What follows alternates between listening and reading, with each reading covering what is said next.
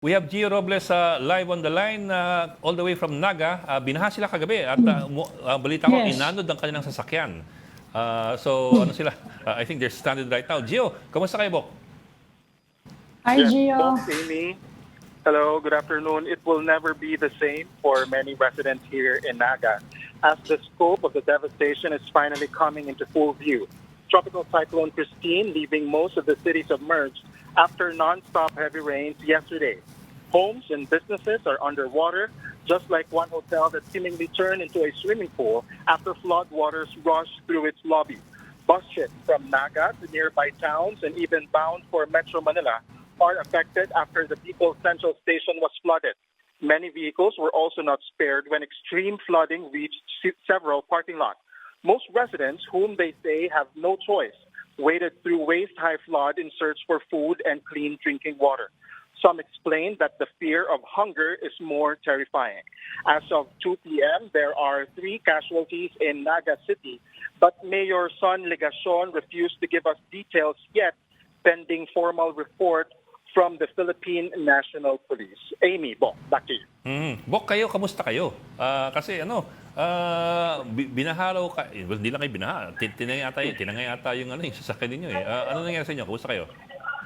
Okay, for context, yung hotel kung saan kami nagsistay, usually doon talaga kami, yung accommodation namin whenever merong coverage sa Naga Diyan, or okay. sa Marines Tour. At yung lugar na yon, hindi siya talaga flooded area. It's not prone to flooding. But last night, nagulat na lang kami na biglang tumaas na yung tubig, umabot na siya sa loob ng lobby ng hotel namin, kung saan din nakastay yung ibang mga guests. Maging yung mga sasakyan doon sa parking ng hotel na when most of the drivers thought na safe yun doon kasi yung karamihan sa kanila pumunta doon ng gabi nag-book ng hotel room pero biglang tumaas nga, biglaan nga. And may mga nakausap din tayo na ito daw yung pinaka-worst na pagbaha dito sa Naga base sa pagkakaalala nila. Yung crew cab natin po, sa mga viewers natin, yun yung sasakyan ng TV5, yun yung sinasakyan ng reporter, ng cameraman. Hindi naman siya inanod, thankfully. Okay. Pero nalubog siya sa baha. Lubog. And nalubog siya sa baha along with other na mga kagamitan natin sa News 5, pero nothing pales, Bok, in comparison doon sa dinadanas ng mga kababayan natin na kumbaga nawalan talaga ng mga ari-arian, nalubog talaga yung buong Ang bahay. bahay. Pero ngayon, so ngayon, mabuti pa rin naman, Bok, na may tinutuluyan pa kami, nandun yung hotel, although walang kuryente, wala ng tubig. Oo. So ngayon, naglakas loob na kami na lumabas, same with other residents na no choice kasi kailangan na maghanap ng pagkain, ng clean drinking water ngayon. Let me just give you a picture kung saan kami. Ito yung SM Naga. Okay. Nasa food court kami ngayon ng SM Naga okay. along Food with court. hundreds of residents na apektado ng baha. Karamihan sa kanila dito na nag-charge ng mga cellphone, may namimigay na rin ng lugaw, and some dito na talaga matutulog while they're waiting for the flood to submerge. May kuryente dyan sa SM Naga o generator o ano? Paano yan? Sa SM Naga, I think generator yung gumagana dito. Okay. Gio, by biglaan, can you give us an idea gaano kabilis ang pagtaas ng tubig? Kasi mukhang naipit talaga yung mga yan, ano? Walang nakaalis, mga kotse na yan, walang nakalakad, ano? Pati yung mga tao naipit sa mall. Gaano kabilis yung pag-akyat ng tubig? Okay. After our live report sa frontline, so mga 6:30, medyo nasa ano na yung tubig, lampas na almost nasa tuhod na siya actually. Pero we tried pa rin actually na mag-ikot. Mga around 7, nag-ikot pa kami. And then ano na namin na kailangan na namin bumalik just in case lang for another live report. So nandun na kami sa hotel. Medyo mataas na yung tubig sa labas, sa tapat ng hotel.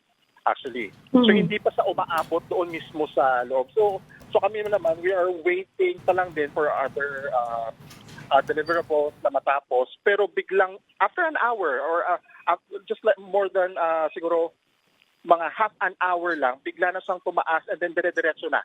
Wow. Until hindi na namin mabuksan yung sakyan. Kasi Kasi May kapag pressure na. bubuksan yung sasakyan, yung kinakatakot namin baka pumasok yung water. Pero pinasok pa rin siya ng water kasi nalubog na nga siya eventually.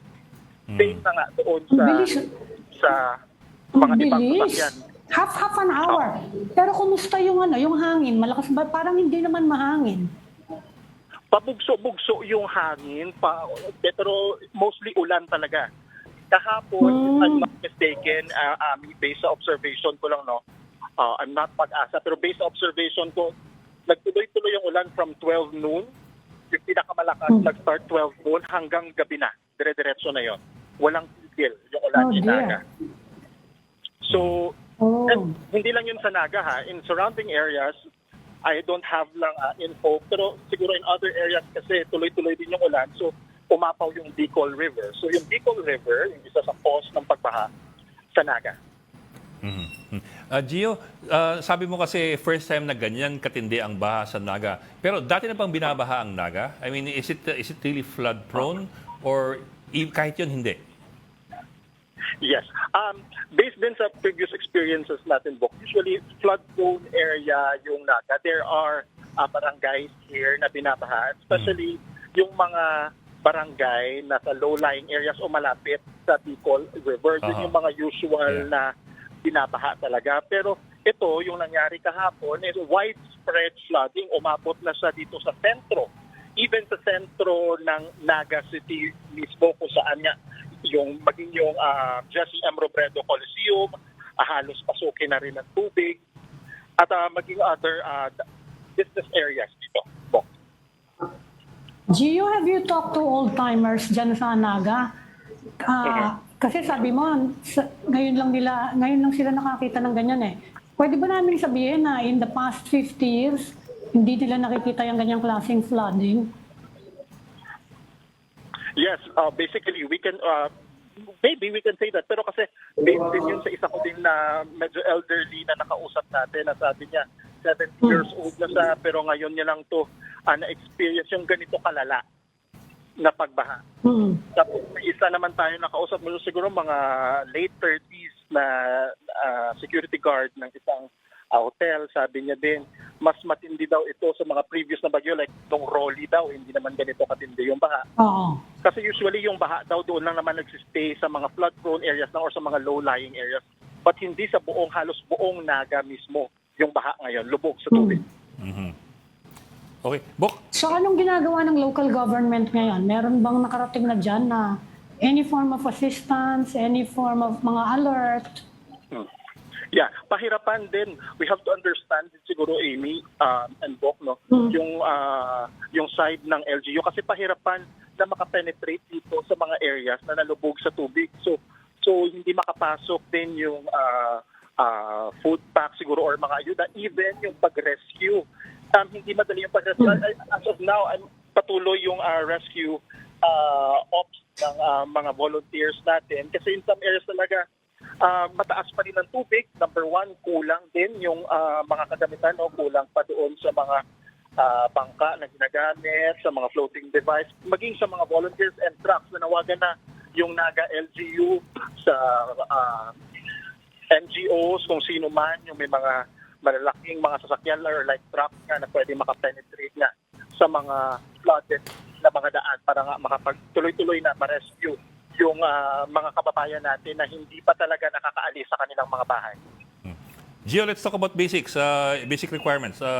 Walang kuryente, tapos problemado tayo sa tubig tsaka sa pagkain. Anong inaasahan nating mangyayari o panggagalingan ng mga yan? For example, kuryente, meron bang projections o masyado bang maaga kung kailan magkakaroon ng kuryente? Sa bagay, delikado rin. Kung baha pa rin ngayon, you can't just turn the power on. Baka makuryente yung mga tao. Pero pangalawa, pagkain. Paano yung pagkain?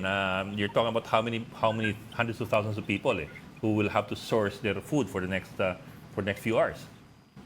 Yes. Bok, you're right, no? Kasi nga yung kuryente, medyo mahirap din yon to restore kasi nga mataas pa yung tubig in many areas in Naga. So we have to wait yet. Siguro, yun pa yung kino-coordinate din natin sa LGU kung ano yung magiging timeline nila on that. Especially nga kanina kasi dumaan dito si Mayor Son Legacion, sakay siya ng truck kasi umiikot sa ngayon. So sabi niya, magdadala daw sila dito ng mga food. Pero kasi syempre we have to understand Although hindi ako spokesperson ng LGU, pero Yeah, yeah. kasi based din sa experience ko kasi ang hirap kasi gumalaw ngayon talaga, Inaga. Dahil sa taas ng tubig. So medyo, I think, magiging mabagal pa somehow yung pag-distribute ng food pack sa mga evacuation center na halos malubog din sa tubig. Bok. Kayo, ano ang kainin nyo? Tatawa ka. We're Okay okay, we're naman okay. yan, Kaya pa meron naman. niyang stock. kung Oo, nasa may ground fans pa floor, tayo. kung Marami nasa pa ground tayong floor fans yung sa ano, katawan. kung nasa ground floor yung restaurant ng hotel. So, wala pang Oo, kuryente. sa ground floor yung Pero restaurant kumusta ko na po, weather dyan, actually. Gio? Kumusta na Oo, ngayon? yan. As of this time. Okay. Since this morning, hindi na umuulan, pero Okay. gloomy pa rin. May konting drizzle lang, and then nawawala din naman agad. So yun, medyo makulimlim lang talaga yung weather here in Naga as we speak. Amy. Mhm. But as far as the floods are concerned, are they rising pa or are they already settling? Tapos malakas pa ba yung agos o hindi na? Hindi na umaagos? Ano lang, nakapirmi na lang? Hindi na siya umaagos just like yesterday na visible pa yung kumbaga yung current. Yung current. Mhm. Doon sa baha ngayon, steady na yung tubig. Bumababa na siya, pero one thing is pabagal. Yeah. That's Yeah. why di pa rin kaya mahirap pa rin talagang mag-ikot Naga, especially nga dito sa sentro. Yeah. Yeah. If I recall kasi, yung Naga River comes from the eastern part of Naga, coursing through the city and heading west and meeting up with the Bicol River, which then heads up north to the sea. So medyo mahaba-haba pa ang biyahe ng tubig, kumbaga. Apo. Okay. May mga namamangka na ba dyan, Gio? Kasi sa Pampanga, sanay na sanay sila sa ganyan eh. Basta nagumpisang magbaha dyan sa area ng Pampanga, Bulacan, naglalabasan ka agad yung mga bangka eh. May nakikita ka na bang Dito- mga namamangka dyan? Sa baha, sa Dito baha. dito sa downtown area or sa sentro ng Naga, wala tayo masyado nakitang mga bangka. Mga floating, mga DIY na floating device lang yung nakikita natin. Yung iba yung mga ginagamit lang talaga, yung pang-rescue lang talaga na bangka. Mm. Yun. Mm. Balik po sa inyo. Okay. Mm. Okay. Maraming salamat, Gio. Ingat kayo.